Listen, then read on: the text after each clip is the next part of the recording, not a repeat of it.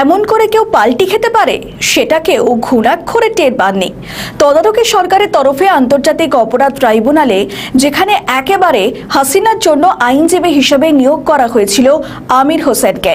তার দায়িত্ব ছিল বঙ্গবন্ধুর কন্যা, যার বিরুদ্ধে মানবতা বিরোধী নানা অপরাধে লিপ্ত থাকার অভিযোগে মামলা দায়ের হয়েছে।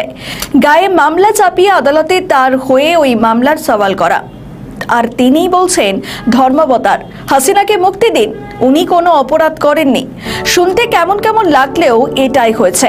আমির হোসেনের এই চালে বেজায় প্যাচে পড়েছে আইসিটি। কারণ আদালতে কাউকে দোষী সাব্যস্ত করতে হলে অভিযোগের একেবারে সপক্ষে প্রমাণ পেশ করতে হয়, কিন্তু হাসিনার বিরুদ্ধে যে অভিযোগে মামলা দায়ের হয়েছে সেই অভিযোগ প্রমাণ করার জন্য আইসিটিতে কোনো প্রমাণ পেশ করা যায়নি।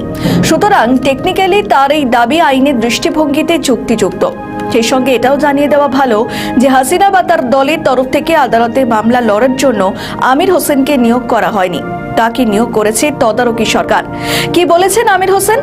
গত সোমবার 20 অক্টোবর আইসিটির একে ওই মামলার শুনানি চলছিল। ওদিন হাসিনা সহ 3 আসামির বিরুদ্ধে দায়ের করা অভিযোগের বাদী এবং বিবাদী পক্ষের আইনজীবী সওয়াল জবাব চলছিল। শুনানি শেষে এক ব্রিফিংয়ে হাসিনার পক্ষে সরকারি আইনজীবী বলেন, শেখ হাসিনা নিরপরাধ, তার এবং আসাদুজ্জামান খানের মুক্তি চায়।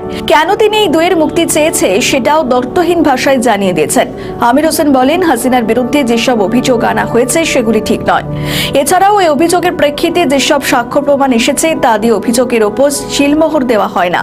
যেহেতু অভিযোগ প্রমাণিত হয়নি, তাই বঙ্গবন্ধু কন্যা শেখ হাসিনা এবং তার প্রাক্তন স্বরাষ্ট্রমন্ত্রী আসাদুজ্জামান খান কামালের মুক্তি চাইছে। এই মামলায় সরকারের তরফে 54 জনকে সাক্ষী হিসাবে আনা হয়। তদন্তকারীরা ছাড়াও এই মামলায় সাক্ষী দিয়েছেন সে দেশের একটি দৈনিকের সম্পাদক, জাতীয় নাগরিক পার্টির আহ্বায়ক নাহিদ ইসলাম। তবে এই মামলার মূল 2 আসামি এখনো পলাতক, তারা আত্মপক্ষ সমর্থনের সুযোগ পাননি। এদিকে আইসিটি তদারকি সরকারকে বলছে, হাসিনার বিরুদ্ধে গ্রেপ্তারি পরোয়ানার নোটিশ একটি ইংরেজি জাতীয় দৈনিক এবং একটি বাংলায় জাতীয় দৈনিকে প্রকাশ করতে। এই নির্দেশ দিয়েছে আইসিটির 3 বিচারকের বেঞ্চ।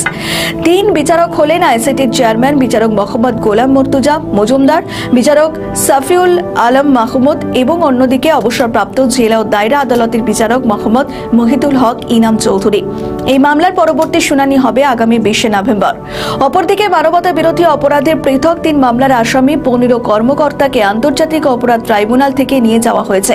বুধবার 22 অক্টোবর সকাল 10টার দিকে ট্রাইব্যুনাল প্রাঙ্গণে থাকা কারা কর্তৃপক্ষের একটি প্রিজন ভ্যানে এদের তোলা হয়। তাদের আইনজীবী এম সরওয়ার হোসেন এদিন ট্রাইব্যুনালের শুনানি শেষে বলেন, তারা মক্কেলদের সাব জেলে রাখা হবে।